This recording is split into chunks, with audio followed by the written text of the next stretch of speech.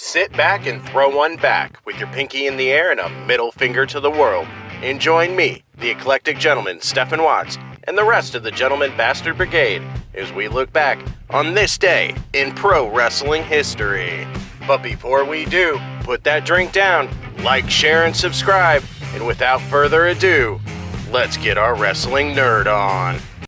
Woo, daddy, it is February 23rd, and we're going to start off as we always do on a positive note.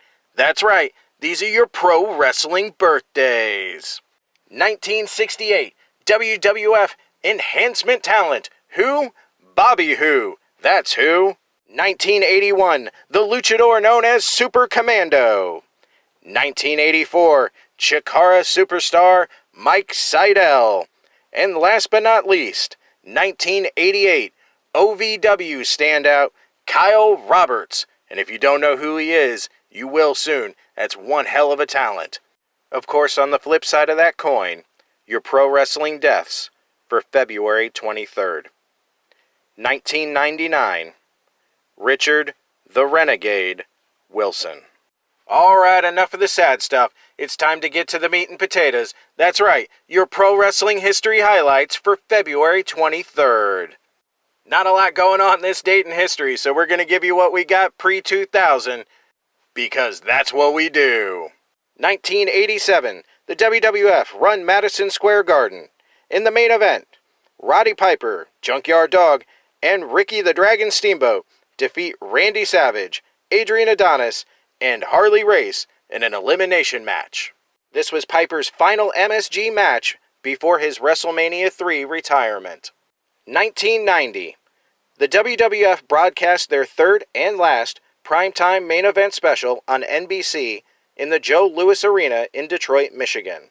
The broadcast featured only 2 matches and ended up having a major monkey wrench thrown into the works when Mike Tyson, scheduled to referee the Hulk Hogan vs. Randy Savage match, lost the World Heavyweight title to Buster Douglas in Tokyo.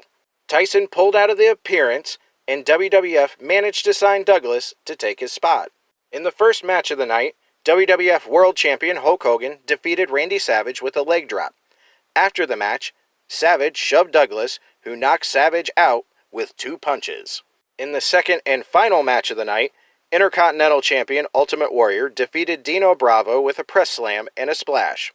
After the match, Earthquake attacked Warrior, but Hogan came out to make it even and save the day, because Hogan's always got to be in the limelight.